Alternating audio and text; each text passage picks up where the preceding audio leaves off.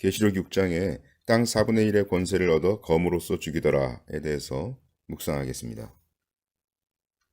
계시록 6장 7절 넷째 인을 떼실 때에 내가 넷째 생물의 음성을 들으니 가로되 오라 하기로 내가 보매 청황색 말이 나오는데 그 탄자의 이름은 사망이니 음부가 그 뒤를 따르더라.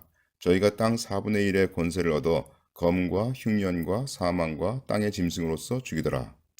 셋째 인이 10세기에 일어난 봉건주의와 농노제도이기 때문에 넷째 인은 그 후에 일어난 사건이라야 하겠죠. 넷째 인은 크게 세 가지의 사건으로 나뉘는데 제일 먼저 검으로써 사람들이 죽는 것이고 그 다음에는 흉년이며 마지막으로 땅의 짐승으로 인한 사망 곧 역병 요사이 우리 그 코로나19가 돌고 있는데 그 바로 전염병을 말하고 있죠. 그런데 그 세 가지 사건들의 공통점이 있는데 그것은 많은 사람들이 죽는다는 것인데 왜냐하면 그 말탄자의 이름이 사망이기 때문입니다. 또한 그 세 가지 사건들의 또 하나의 공통점이 있는데 그 사건들은 모두 온 지구의 4분의 1의 면적에 달하는 지역들에 영향을 끼치는 큰 사건들이라는 것이죠.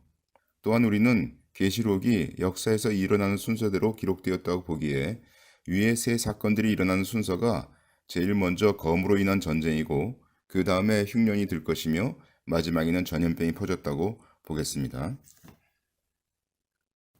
넷째인이 어떤 사건인지는 쉽게 알 수 있을 듯한데 왜냐하면 역사 속에서 10세기 이후 2 내지 4세기가 지난 이후의 사건들 중에서 땅 4분의 1에 영향을 끼친 어떤 사건이 있었는지를 알아보면 될 것이기 때문입니다. 먼저 넷째인의 첫 번째 사건에 대해서 사람들에게 물어보기를 대략 11세기 이후부터 14세기 중의 사건 중에서 땅 4분의 1을 차지하고 검으로써 여기서의 검은 그 전쟁할 때 쓰는 칼인 롬파이어라고 합니다. 그 큰 검을 얘기하죠. 검으로써 사람들을 죽인 사건이 있었느냐고 하면 많은 이들이 대답하기를 징기스칸과 그 몽골의 군대일 것이라고 얘기를 하죠. 이와 같이 벌써 많은 이들은 이 사건에 대해서 알고들은 있지만 그들은 계시록을 읽을 때 그것이 넷째인인 것을 알아채지는 못하고 있다는 것이죠. 땅 4분의 1 정도의 큰 면적에 영향을 끼치면서 많은 사람들을 죽이는 사건은 역사 속에서 흔치 않죠. 또 11세기부터 14세기까지 그 중에서는 몽골의 침략과 그 제국의 형성이 그런 것을 만족시키는 유일한 사건입니다. 사람이 살지 않는 남극 대륙을 제외하고 사람이 살 수 있는 땅의 면적 중에서 몽골 제국이 번성했을 때 차지한 면적은 24.5%로서 곧 땅 4분의 1에 해당하지요. 1206년과 1227년 사이에 징기스칸의 군대에 의해서 약 4천만 명이 살해됐다고 합니다. 또 당시 세계 인구의 11.1%가 몽골의 침략으로 죽었다고 합니다. 세계 2차 대전 때 사망한 사람들이 세계 인구의 2.6%밖에 되지 않는 데에 비해서 엄청난 비율의 사람들이 살해되었음을 알 수가 있습니다. 마지막 세계 정부는 땅 4분의 1이 아니라 땅의 모든 민족에게 영향을 끼치므로 이 넷째인의 사건은 마지막 때의 사건이 아니죠. 계시록 13장 7절에 보시면 짐승, 여기서 짐승은 적그리스도를 얘기하죠. 짐승이 또 권세를 받아서 성도들과 싸워서 이기게 되고 각 족속과 백성과 방언과 나라를 다스리는 권세를 받으니 이렇게 되어 있기 때문에요. 이 세계 정부는 마지막 일어날 세계 정부는 땅 4분의 1을 다스리는 것이 아니라 세계 전체를 다스린다고 되어 있죠. 성경에 역사에서 일어난 순서대로 예언이 기록되어 있다면 역사 속에서 땅 4분의 1 이상을 차지한 제국은 13세기의 몽골 제국과 20세기 초의 대영 제국밖에 없습니다. 그 중에 넷째인의 시기에 일어난 제국은 몽골 제국이며 몽골 제국은 인접한 영토들을 검으로써 많은 사람들을 죽이며 정복한 제국이어서 넷째인의 사건에 부합될 뿐만 아니라 유일하게 역사 속에서 해당되는 사건입니다. 이와 같은 몽골 제국의 침략과 그 제국의 형성은 역사학자들이 꼽은 인류 역사상 가장 중대한 영향을 끼친 사건으로 꼽히며 이제 이와 같은 사건은 인류 역사에 다시 일어날 확률이 적습니다. 다시 말하여 계시록은 아주 정확하게 우리가 인지할 수 있도록 간략한 서술로서 몽골 제국을 묘사하였습니다.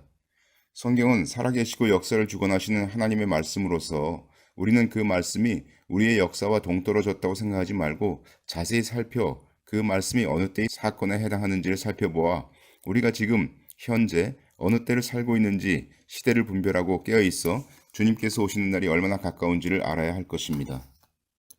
계시록 6장에 땅 4분 1의 권세를 얻어 흉년으로서 죽이더라에 대해서 묵상하겠습니다. 계시록 6장 8절 내가 봄에 청황색 말이 나오는데 그 탄자의 이름은 사망이니 음부가 그 뒤를 따르더라. 저희가 땅 4분 1의 권세를 얻어 검과 흉년, 여기서 흉년은 사실은 원어로 보시면 기근이라는 뜻입니다. 흉년과 사망과 땅의 짐승으로서 죽이더라. 이 말씀에서 흉년이라고 되어 있는 단어는 실상 기근을 말합니다. 넷째인의 사건들 중에서 첫째 사건이 검으로서 사람들을 죽이는 사건으로 13세기 몽골 제국의 침략이라고 하였으므로 그 뒤에 묘사된 기근으로 사람을 죽이는 사건은 그 후에 일어난 사건일 것입니다. 한 인 안에 세 가지 사건이 기록되어 있기 때문에 땅 4분의 1의 권세를 받아 검으로 죽이는 사건과 기근으로 죽이는 사건은 시기적으로 많이 떨어져 있지는 않을 것입니다.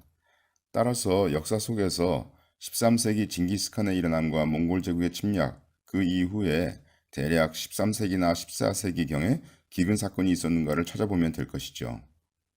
그리고 그 기근이 땅 4분의 1의 크기를 차지할 만큼 큰 것이었는지에 대해서 확인해야 할 것입니다. 이것은 쉽게 찾을 수 있었는데 왜냐하면 계시록은 사건의 순서대로 쓰여 있고 또한 쓰여 있는 그대로 이루어졌기 때문입니다. 13세기에 유럽과 중국 그리고 인도에 걸쳐서 대기근이 발생한 것을 쉽게 찾을 수 있습니다. 유럽은 너무 많은 비가 내려서 흉작이 계속되어 유럽 대부분의 지역과 러시아에 걸친 대기근이 일어납니다. 그 대기근은 1315년에서 1317년 사이에 일어난 큰 기근이죠. 그 대기근이 일어나서 수많은 사람들이 죽어서 그 시체를 묻을 사람마저 부족한 그런 형편이 되었습니다. 중국은 인구의 과잉 증가와 폭우, 그리고 지진 등으로 인하여서 1333년부터 4년에 걸쳐서 엄청난 기근이 닥칩니다. 이 중국의 기근은 후에 유럽의 흑사병이 일어나는 환경을 제공합니다.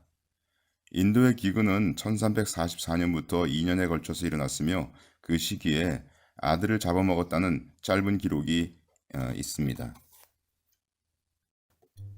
따라서 유럽과 러시아 일부 그리고 중국과 인도 일부 등지에서 나타난 대기근은 땅 4분의 1을 차지할 만큼 광범위하게 일어났으며 사람들이 그것으로 인하여 죽었다는 성경의 말씀과 일치합니다. 역사적으로 유럽에서 기근이 있을 시기 즈음에 중국에서도 그리고 또한 인도에서도 기근이 있는 사건은 거의 없습니다.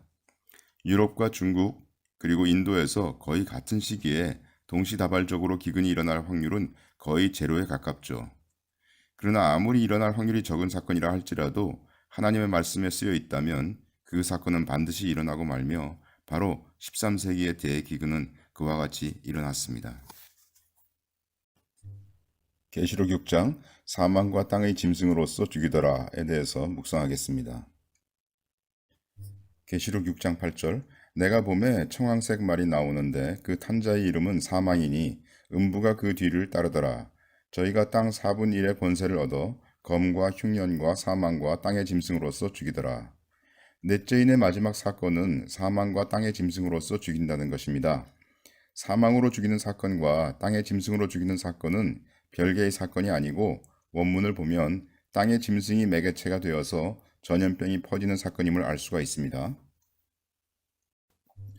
넷째인의 두 번째 사건인 대기근이 14세기에 일어났기 때문에 그 후 14세기나 15세기경에 땅 4분의 1에 영향을 끼친 큰 역병이 일어난 사건이 있는가를 살펴보면 될 것입니다. 실상 역사상 가장 큰 역병 사건이 이때 일어났지요. 아마도 이 역병 사건은 성경의 인, 나팔, 대접의 그 21가지 사건들 중에서 가장 찾아내기 쉬운 사건으로 느껴집니다. 대부분 이 역사적 사건을 알고 있는데 그것은 바로 14세기에 일어난 흑사병 사건이었습니다. 흑사병은 말씀에 기록된 대로 쥐, 곧 땅의 짐승을 통해서 전파되었습니다. 흑사병으로 인해서 당시의 세계 인구가 대략 16에서 21% 정도 감소하였습니다.